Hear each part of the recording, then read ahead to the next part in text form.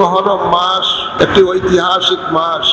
যে মাসের মাঝে আল্লাহ তাবারক ও তাআলা এই পৃথিবী সৃষ্টি করেছেন, যে মাসে আল্লাহ তাবারক ও তাআলা সাত আসমান সাত জমিন সৃষ্টি করেছেন, যে মাসে আল্লাহ তাবারক ও তাআলা জান্নাত দোজখ সৃষ্টি করেছেন,